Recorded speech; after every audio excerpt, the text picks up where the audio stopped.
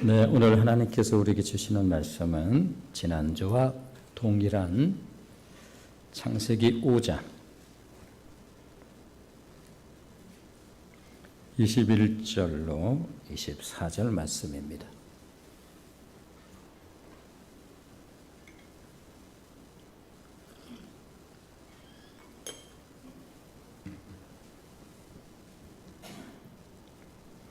창세기 5장 21절로 24절 하나님 말씀 같이 읽겠습니다. 시작.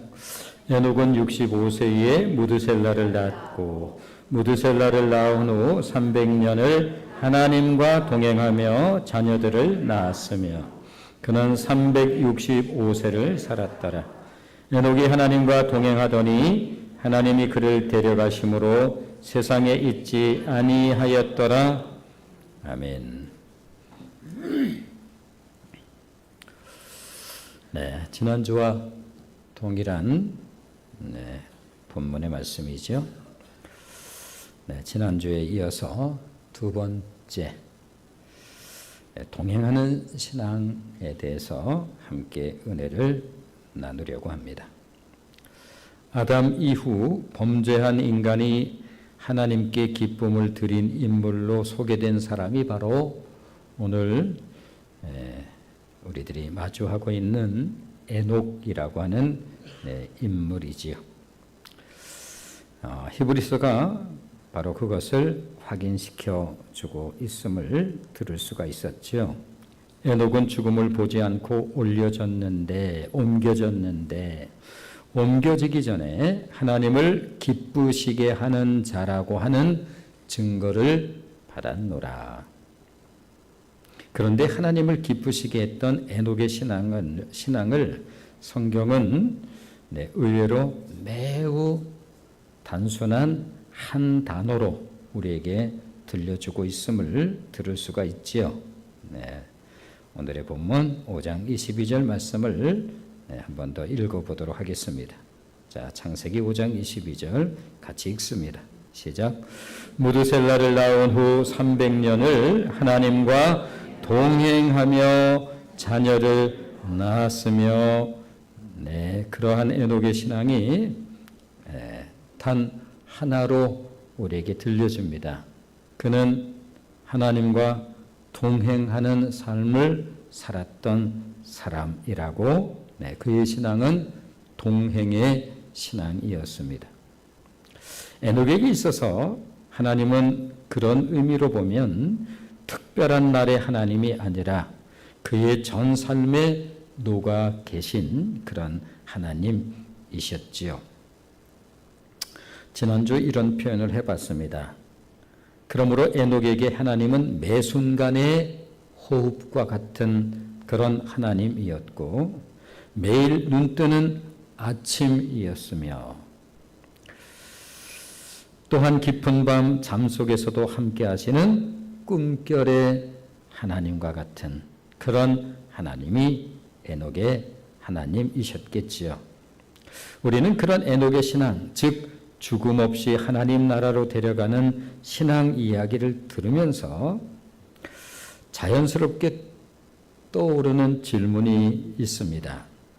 하나님과 동행하는 신앙이란 뭘까?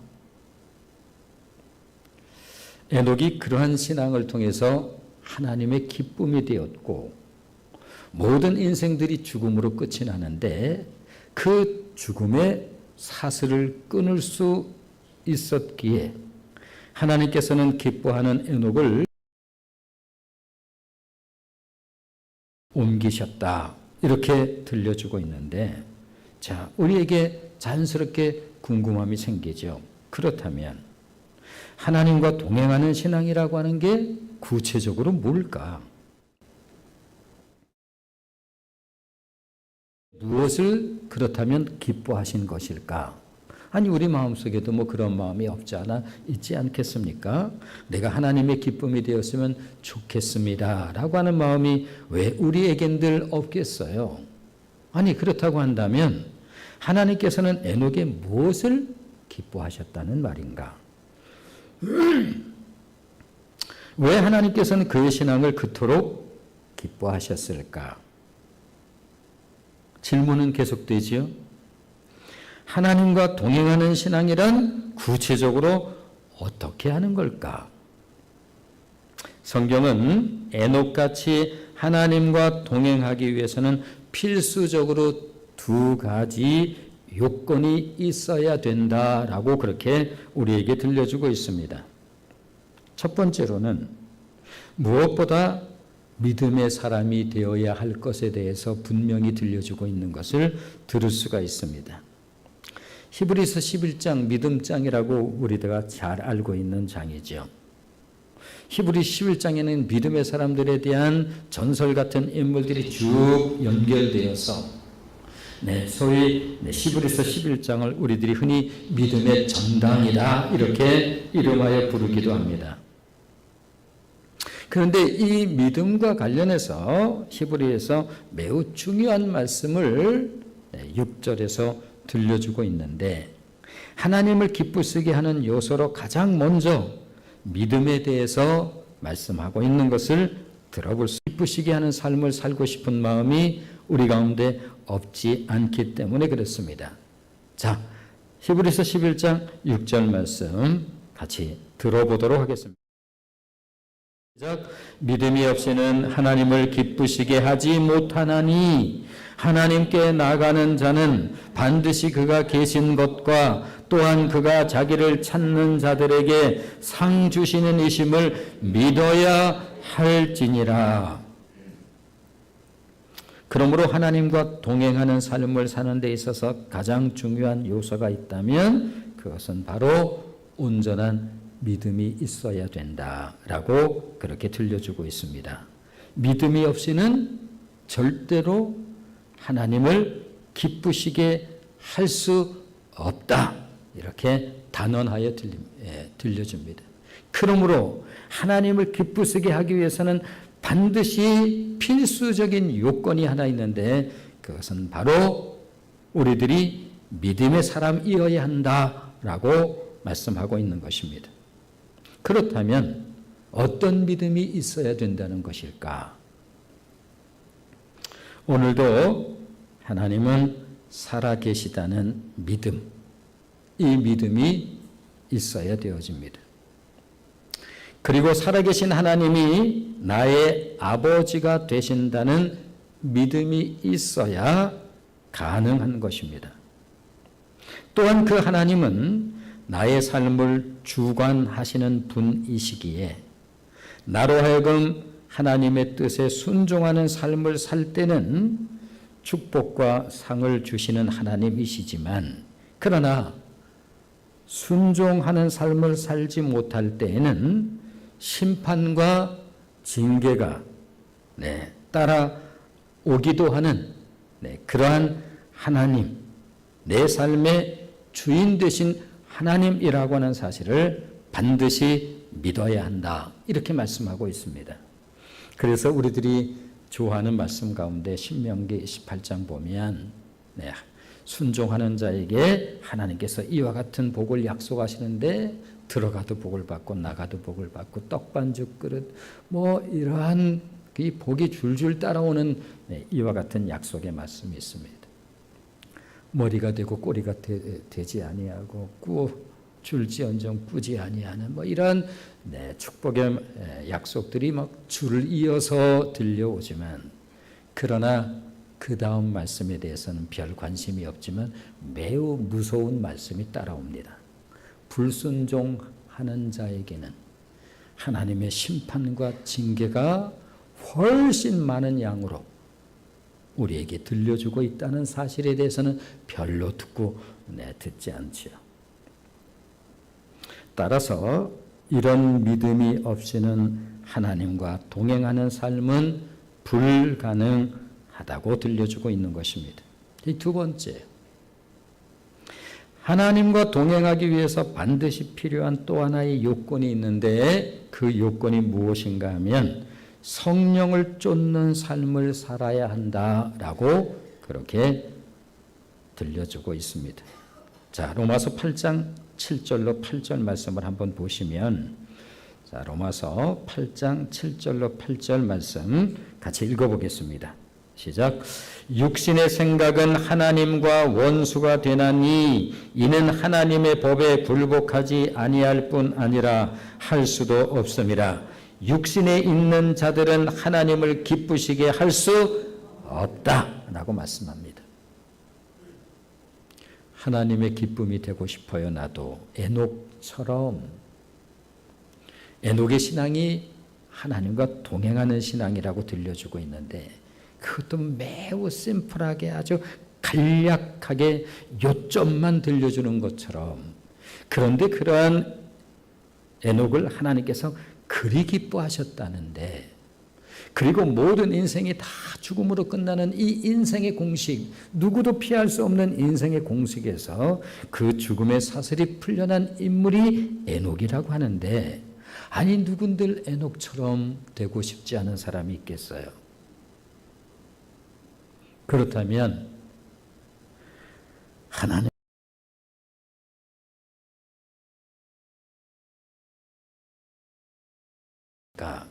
첫 번째 우리가 확인해 봤습니다. 반드시 믿음이 있어야 됩니다. 그런데 그 믿음이란 어떤 믿음을 말하는가요? 조금 전에 말씀드린 바로 그 믿음입니다. 하나님은 지금도 살아계십니다. 그리고 그분은 우리의 좋으신 아버지 되시는 하나님이시죠. 순종하는 자에게는 말할 수 없는 상급과 축복을 주신 하나님인 동시에, 그러기에 우리를 사랑하기에 순종하지 않는 자에게는 거기에는 반드시 심판과 징계가 따라온다라고 하는 이 사실을 믿어야 하는 것입니다.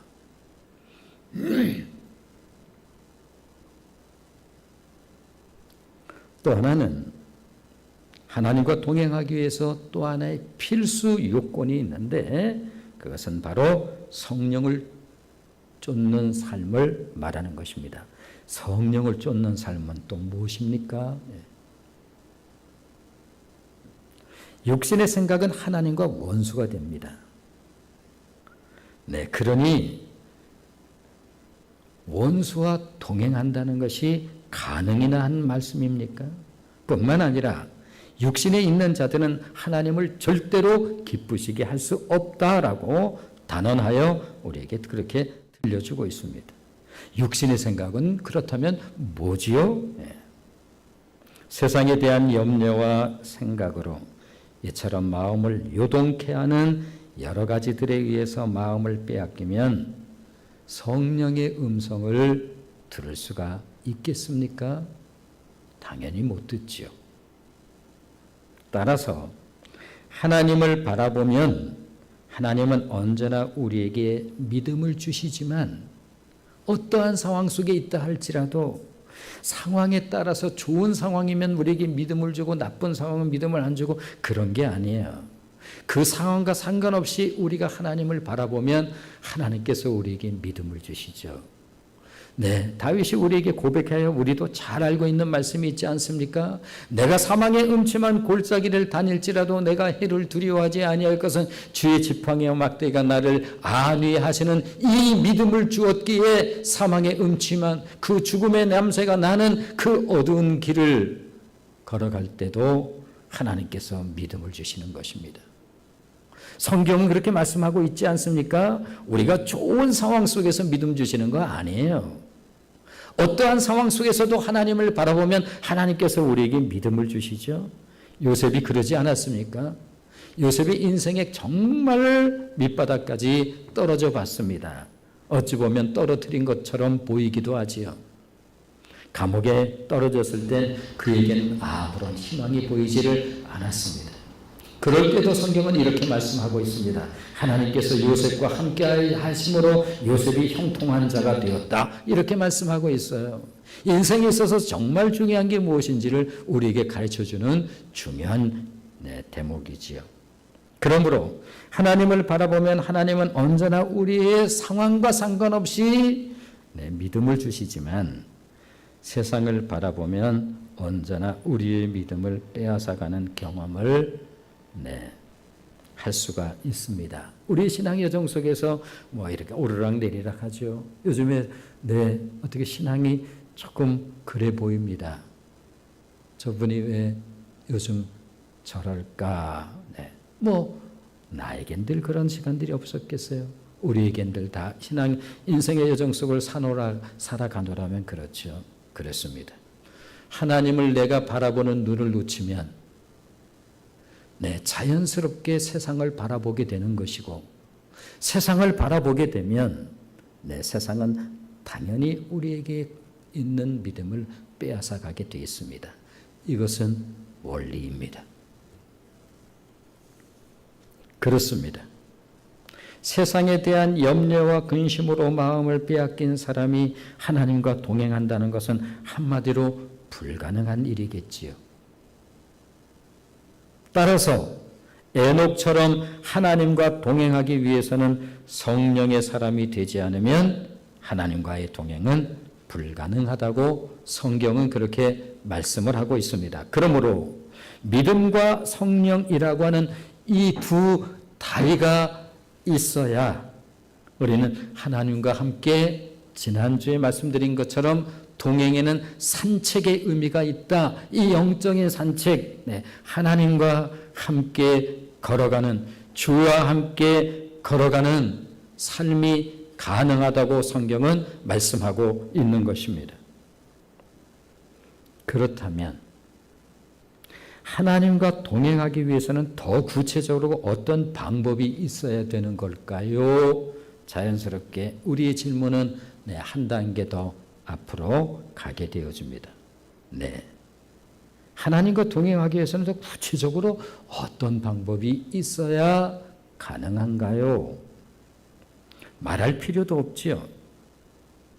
하나님과 단둘이 만나는 시간이 있어야 되는 것 아니겠습니까? 아니, 만남이 없는데 무슨 동행이 가능할 수 있겠어요? 그렇습니다. 하나님과 매일 만나는 시간을 구별해 놓아야 가능한 것입니다. 믿음으로 산 사람들은 이에 대한 가장 좋은 시간으로 이른 아침, 새벽 시간을 꼽는 것을 볼 수가 있습니다. 종종 우스갯소리에 대한 이야기들이 있습니다. 목사들 가운데 하는 이야기들 가운데 우스개로 하는 이야기가 있죠. 새벽 기도는 누가 만들어 놓은 거야. 새벽 기도만 없으면 그냥 할 만한 것 같은데, 이런 이야기 우스갯소리로 합니다만, 성경의 말씀에 의하면 예수님도 그렇게 하셨어요. 그렇습니다. 믿음으로 산 사람들은 하나님과 만나는 시간 가운데 하루에 24시간, 하루 가운데 어떤 시간이 하나님과 만나기에 가장 좋은 시간이지요? 모든 믿음의 사람들, 믿음으로 산 사람들은 이에 대한 가장 좋은 시간으로 이른 아침, 새벽 시간을 꼽는 것을 볼 수가 있습니다. 새벽은 무엇보다 하루의 첫 시간이라는 의미에서 그렇지요. 모든 첫 것은 하나님의 것이라고 성경은 그렇게 말씀하고 있다고 한다면 하루의 첫 시간은 하나님의 시간, 충분히 그럴 수 있겠습니다. 세상에 잡다한 것들이 들어오기 전에 정결한 시간, 그런 의미에서도 하나님의 시간이라고 할 수 있겠군요. 하루가 시작되어졌습니다. 이 고요한 시간이 끝나 일상의 시간들이 시작되면 그 고요한 시간에 온갖 소음들이 이제 들려오기 시작합니다. 빵빵! 차의 크락션 소리부터 온갖 사람들이 살아가는 잡다한 소리들이 온통 뒤섞여서 이제 들려오지요. 똑같은 하루의 시간임에도 불구하고 어쩜 그 시간이 그렇게 다를 수 있는 것일까? 이런 의미에서 하나님께서는 특별한 역사들을 이 새벽 시간에 행하신 것을 볼 수가 있지요. 이스라엘 역사 가운데 정말 빼놓을 수 없는 기념비적인 사건이 바로 출애굽 사건이라고 한다면 출애굽 사건의 초입에서 이스라엘 백성들이 맞닥뜨려야 했던 최고의 난제 중의 난제, 그것은 말할 필요도 없이 홍해 아니겠습니까? 뒤에서 애굽의 군사들이 쫓아오고 있고 앞에 파란, 가보시면 정말로 파래요. 홍해는 파란 바다가 가로막혀 있는 이중 삼중의 어려움, 이것을 우리는 흔히 사면초가, 이럴 수도 없고 저럴 수도 없는 그런 가운데 하나님께서 일을 하십니다. 그때가 새벽이었다. 성경은 그렇게 들려줘요. 자, 들어볼까요? 출애굽기 14장 24절입니다. 출애굽기 14장 24절. 같이 읽어보겠습니다. 시작. 새벽에 여호와께서 불과 구름 기둥 가운데서 애굽 군대를 보시고 애굽 군대를 어지럽게 하시며, 하나님께서 일하시면 그것이 아침이든 점심이든 저녁 때든 무슨 상관이 있겠어요. 그런데 명시를 합니다. 그때는 새벽이었다. 이렇게. 출애굽기 14장 27절 말씀 이어서 읽어보겠습니다. 같이 읽습니다. 시작. 모세가 곧 손을 바다 위로 내밀매 새벽이 되어 바다의 힘이 회복된지라 애굽 사람들이 물을 거슬러 도망하나 여호와께서 애굽 사람들을 바다 가운데 엎으시니. 그랬습니다.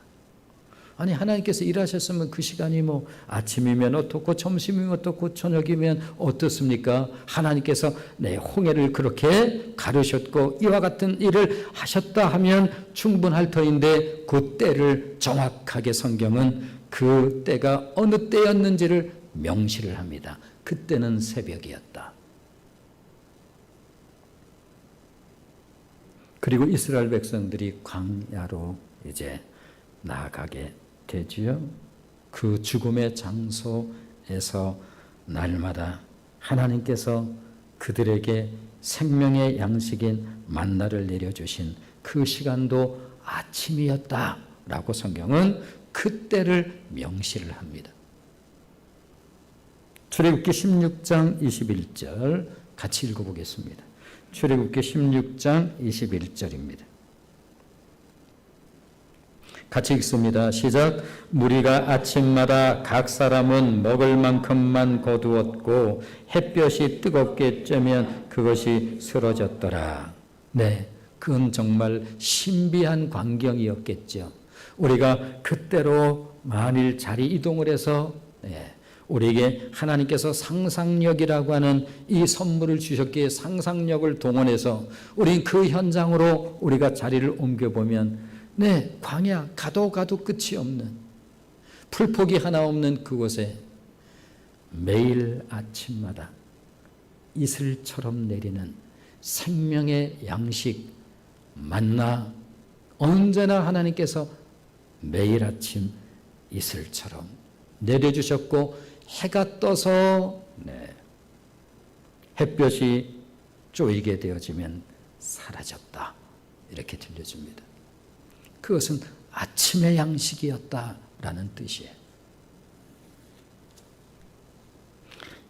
예수님께서 십자가에 달려 죽으시고 부활하신 시간도 새벽이었는데 그 이전에 출애굽해서 40년을 지나고 이제 여호수아가 뒤를 이어서 가나안을 정복하는 그 대위협이 벌어지는 첫머리에서 여호수아서를 여러분이 펼쳐놓고 이제 1장부터 읽다 보면 유독 같은 말씀이 반복해서 보여지기 시작할 것입니다.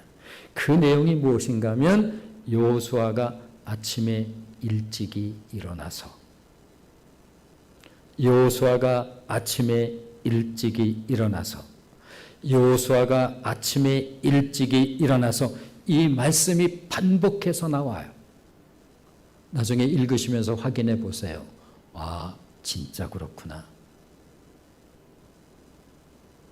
가나안의 정복은 아침 시간으로 말미암은 것이다 라고 말씀드릴 수 있겠죠. 예수님께서 십자가에 달려 죽으시고 부활하신 시간도 새벽 시간이었음을 우리들에게 들려주고 있음을 볼 수가 있습니다. 마태복음 28장 1절입니다. 마태복음 28장 1절.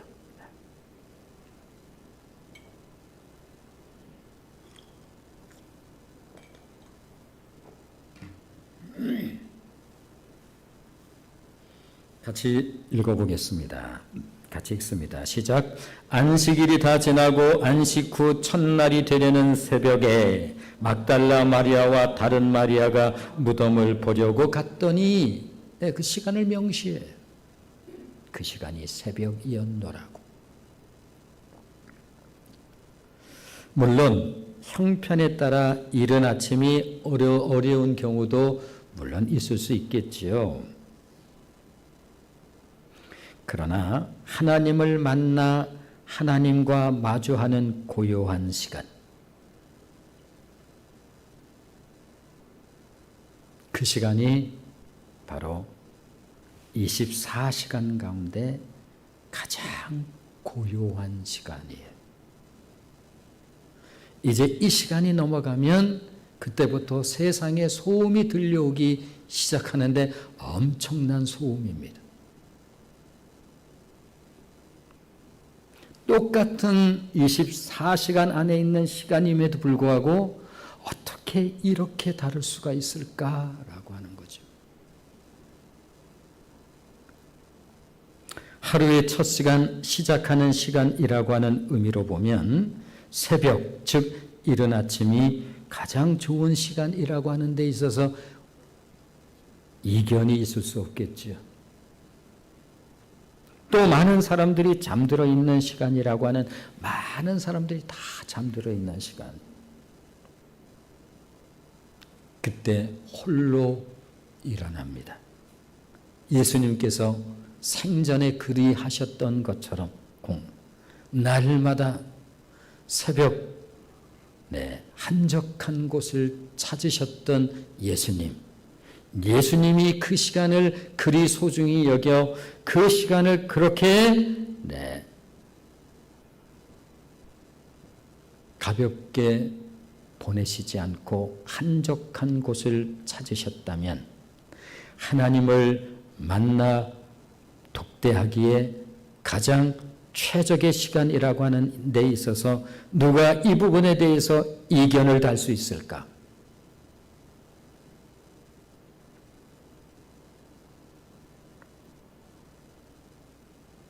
그런 의미에서 새벽의 시간은 하나님께서 나와 독대하는 듯한, 나하고 내 1대1로 만나시는 그러한 느낌이 드는 은밀하고 비밀스러움에 특별함이 있는 시간이기도 했겠죠.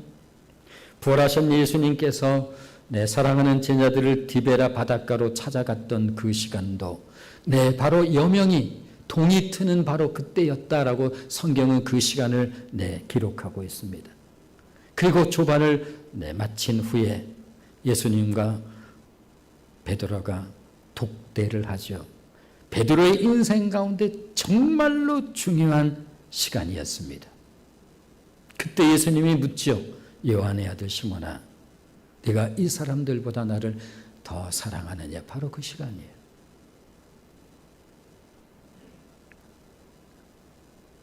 두 번째로 하나님께서 기뻐하신다는 차원에서 보면 내가 주로 말하는 것보다 하나님이 주로 말씀하시고 나는 침묵하며 경청하는 그런 훈련의 시간이 우리에게 필요하겠지요. 말 많은 크리스천들이요. 들을 줄 모르는 크리스천들이요. 우리들이 사람들이 대화하는 모습을 이렇게 보시면 전부 자기 말을만 하지요. 그리고 상대가 말을 할 때도 안 들어요. 왜 안 듣는가 하면 내가 그 상대가 말할 때 내가 상대에게 말하고 싶은 말을 또 생각해야 되기 때문에 절대로 상대방의 말을 안 들어요. 내 말하는 것에 급급하기 때문에 이것이 우리의 본성이에요. 그러므로 하나님께서 기뻐하신다는 차원에서 볼 때에 내가 주로 말하는 것보다 하나님이 주로 말씀하시고 나는 침묵하며 경청하는 그런 훈련의 시간이 얼마나 우리에게는 또한 필요한 것일까? 왜냐하면 솔직히 죄성을 가지고 있는 우리들이 하나님께 아뢰는 말씀 가운데는 모든 것을 들어줘야 될 말씀이 엄밀하게 말하면 우리의 욕심과 관련된 이러한 내용들이 많기 때문에 사실은 그래서 성경은 우리는 본디 기도할 줄을 모른다라고 그렇게 말씀을 하고 있습니다. 그런데 성령께서 탄식하면서 우리의 기도를 도우신다라고 말씀하고 있어요.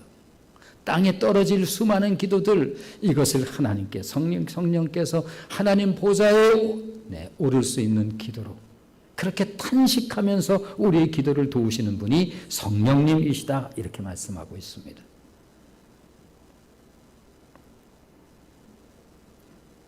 그러므로 죄성을 가지고 살아가는 우리들이 하나님께 해야 할 말보다는 하나님께서 우리들에게 하시고 싶은 말씀이 많으신 것이 당연하겠지요. 그런 의미에서 새벽은 하나님께서 주신 은혜가 얼마나 크고 아름다운 것인지를 확인하는 시간. 수많은 사람들이 하루에 24시간을 보내지만 하루 종일 파김치가 되어서 세상에 그 사람들 많이 모이는 곳은 전부 술집에 사람들이 꽉 모여 있는 그 모습을 보는 것이 어렵지 않아요. 그 지친 그런 몸으로 오는데 무엇을 생각할 수 있겠어요? 그냥 쓰러지듯 자는 거죠. 자, 그런데 우리가 창세기를 펼쳐서 읽다 보면 무심히 읽으면 그런 말씀도 사실 눈에 들어오지도 않지만 창세기 1장의 놀라운 은혜의 말씀, 첫째 날, 둘째 날, 6일 창조에 관한 이야기 가운데 하나님의 하루에 대해서 우리에게 이렇게 들려주잖아요. 저녁이 되고 아침이 되니 첫째 날이더라. 저녁이 되고 아침이 되니 둘째 날이었다. 이렇게 들려져요. 하나님의 하루는 저녁으로부터 시작해서 아침으로 끝나요. 우리는 아침으로 시작해서 저녁으로 끝나지만 창세기 1장이 그렇게 기록되어 있다는 사실조차 많은 크리스찬들이 아마 모를 거예요. 새벽은 어떤 의미일까? 하나님께서 우리 인간적인 차원에서 생각해 보면 하나님이 하루가 시작됩니다. 저녁으로부터 아침으로 끝나요. 우리는 아침에 눈을 떠서 밤새 날 우리를 위해서 일하신 하나님의 그 놀라운 그 일하심에 대한 부분들을 수여받는 시간, 이 기가 막힌 은혜의 시간, 이 복된 시간, 이 시간이 새벽 아니고 다른 어떤 시간일 수 있겠습니까?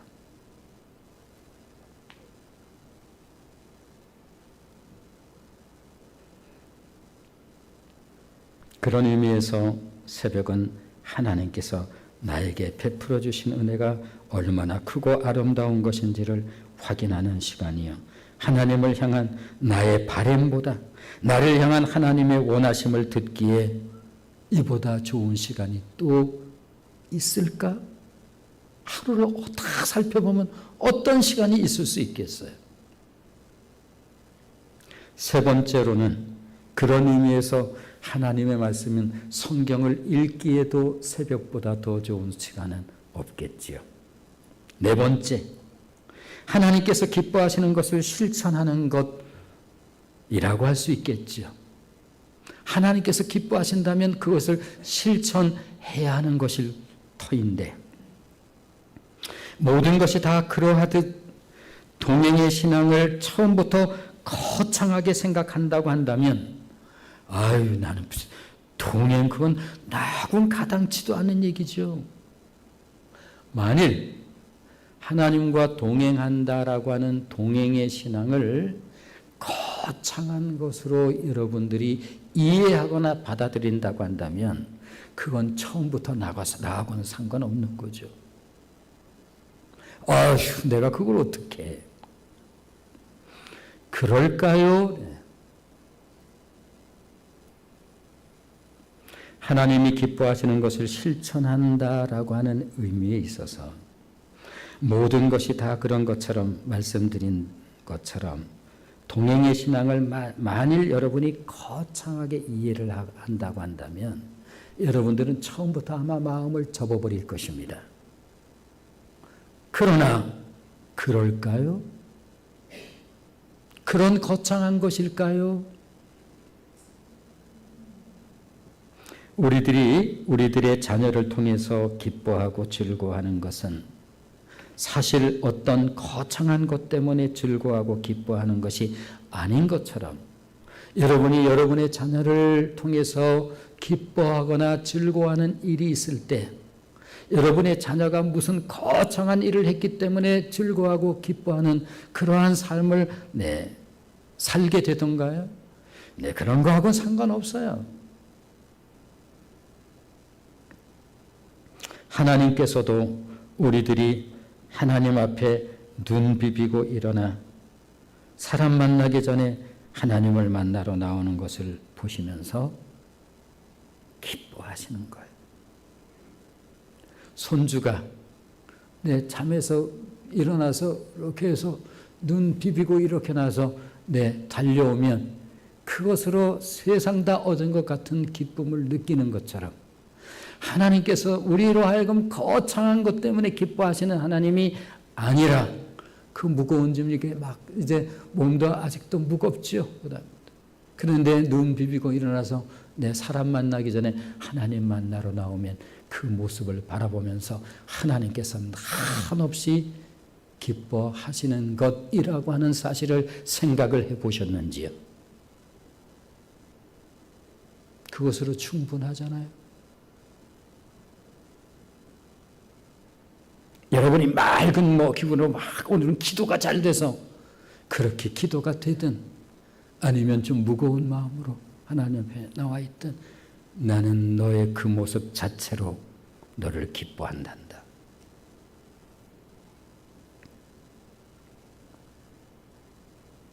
예배 때마다 하나님 만나려고 더러는 퇴근 시간에 쫓겨 헐레벌떡 예배 자리를 찾는 그 모습을 보면서 오늘은 이렇게 차가 막히냐. 시계도 보면서 예배 벌써 시작되었을 텐데 우리 마음은 이런 마음을 가지고 있지만 하나님께서는 이미 그 모습을 바라보면서 한없이 기뻐하시는 마음을 가지신다는 사실을 생각해 보셨는지요? 신앙은 그런 것이라는 거예요. 동행하는 신앙이 거창한 것이 아니라니까요. 제가 가끔 얘기했던 그 3일 예배 제게 초기에 하나님께서 그런 은혜를 주셨음에도 불구하고 3일 예배 가는데 갈까 말까 이 꼴량한 모습을 여러 차례 가지고 있었다니까요, 제가.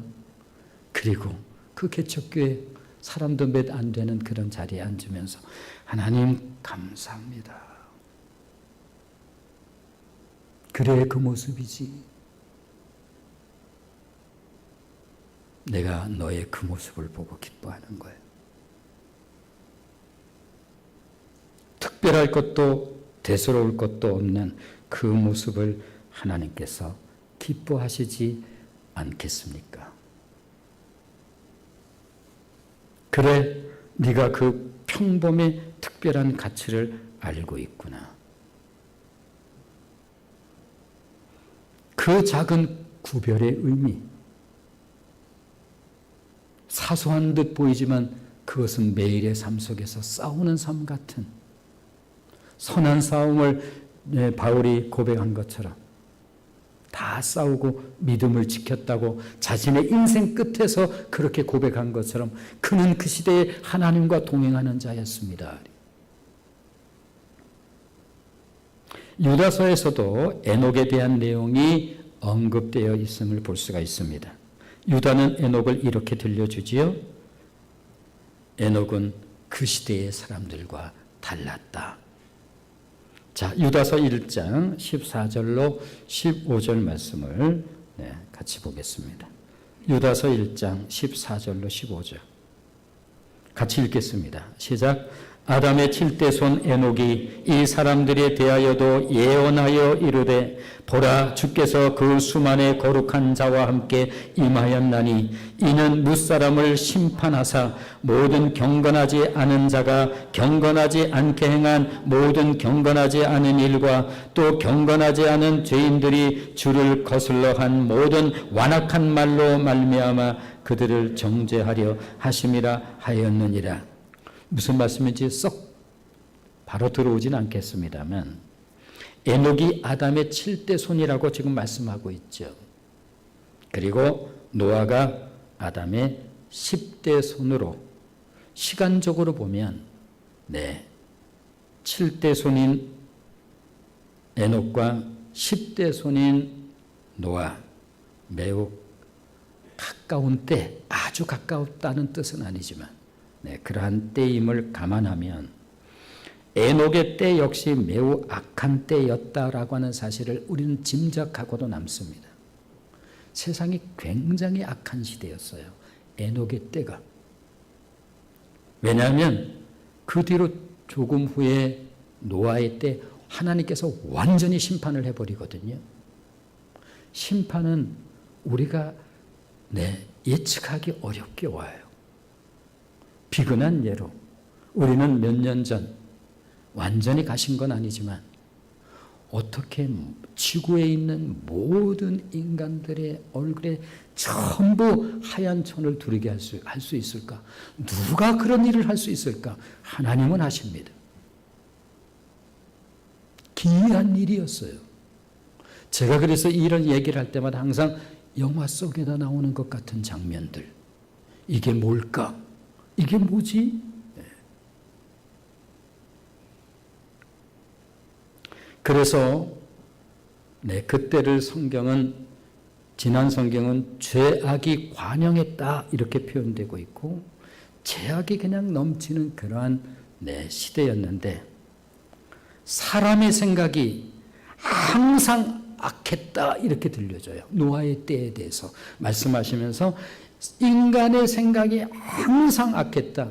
그건 너무나 당연한 거예요. 인간의 생각은 항상 악한 거예요.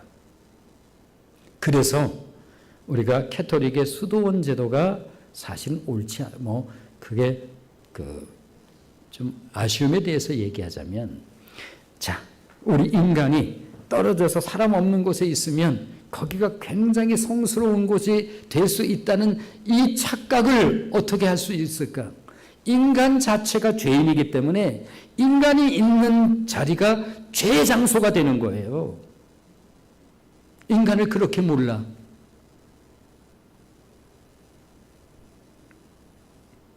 하나님께서 오죽했으면 한탄을 했어요.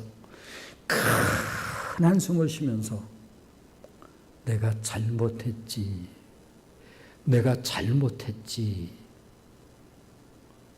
오죽했으면 긍휼에 풍성하신 하나님께서 당신이 지으신 그 세계를 쓸어버리셨을까? 그 전 세대에 에녹이 살았어요. 그러니까 그 시대가 어떤 시대인지 굳이 설명을 하지 않아도 우리가 미루어 짐작하고도 남죠. 그 시대의 에녹은 이미 심판을 알고 있었다. 성경은 이렇게 들려주는 거예요. 이제 읽혀질 거예요. 유다서가. 이제 눈에 들어올 겁니다. 다시 한번 읽어보겠습니다. 자, 유다서 1장 14절로 15절 같이 읽습니다. 시작. 아담의 7대 손 에녹이 이 사람들에 대하여도 예언하여 이르되 보라 주께서 그 수만의 거룩한 자와 함께 임하였나니 이는 뭇사람을 심판하사. 그는 그 시대의 예언자였어요. 에녹이. 세상은 온통 죄악 가운데 있었습니다. 그런 의미에서 에녹은 그 시대에 하나님의 마음과 뜻을 가장 잘 아는 자였습니다. 하나님의 한숨 소리를 들을 수 있었던 사람이 에녹이에요. 그러기에 에녹은 그 시대에 회개의 복음을 전하는 자였다고 지금 유다서는 그렇게 들려주고 있는 것입니다. 멀지 않은 날 심판이 있음을 알고 있었던 사람. 이것이 바로 메마른 시대 가운데서도 건조하지 않은 삶을 사는 비결이었고, 그 죄악이 관영한 시대에 에녹이 하나님과 300년 동안을 동행할 수 있었던 이유이기도 합니다.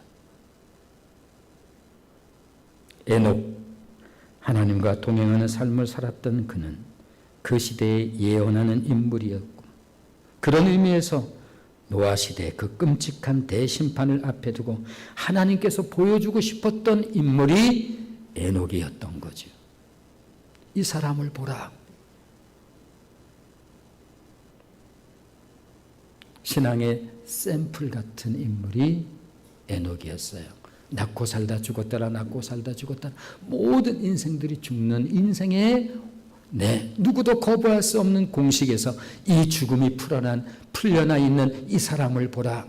그리고 거기다 씁니다. 하나님께서 이유를, 그는 하나님과 동행하는 자였다. 우린 동행이 궁금한 거죠. 그래서 그는 하나님의 기쁨이 되는 자였다. 그래서 우리는 에녹이 궁금한 거죠. 그리고 성경에서 들려주고 있는 이 말씀들을 찾아보는 거예요. 무엇이 동행하는 신앙인지.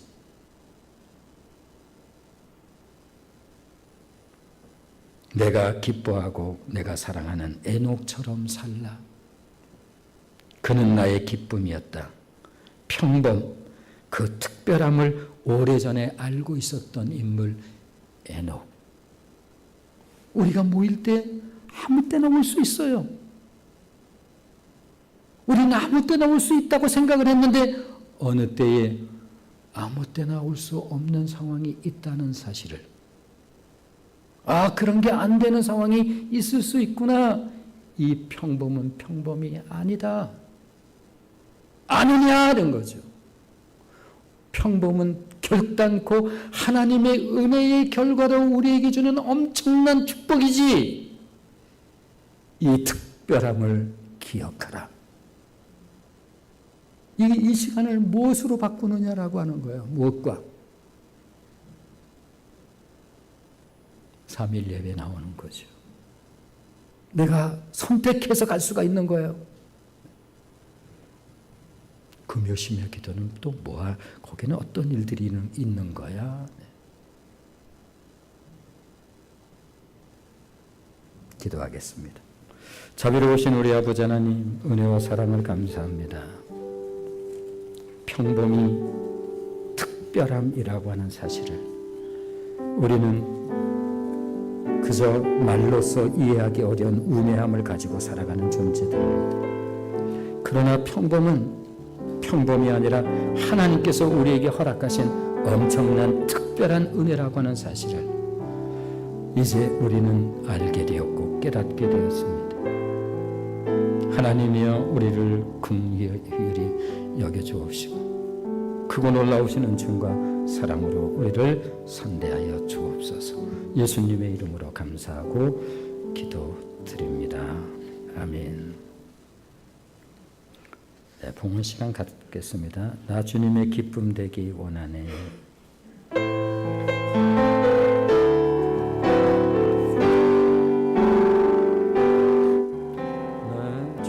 주님의 기쁨 되기 원하네. 내 마음을 새롭게 하소서. 새 부대가 되게 하여 주사. 주님의 빛 비추게 하소서. 내가 원하는 한 가지 주님의 기쁨이 되는 것. 내가 원하는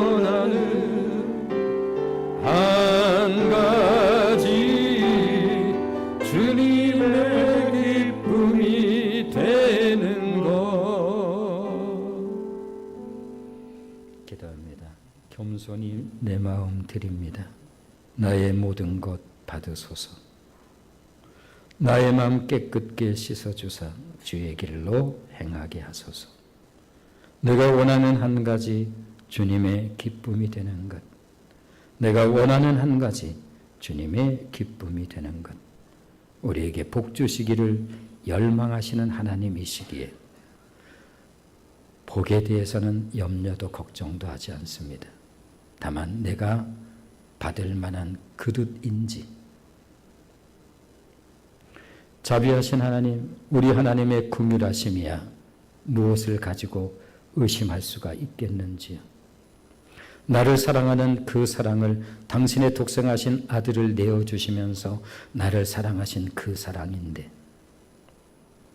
오늘도 당신의 사랑하는 종들을 기억하시고 한량없는 주의 은혜와 사랑으로 선대하시고 또한 축복하여 주실 것을 믿사옵고 예수님의 이름으로 감사하고 기도드립니다.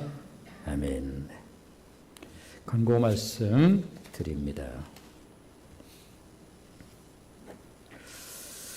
네, 매주 광고해요. 올해는 더욱 마음을 다해 예배드리고, 네, 이것은 그냥 빤한 광고가 아니다라는 말씀을 제가 늘 토를 달지요.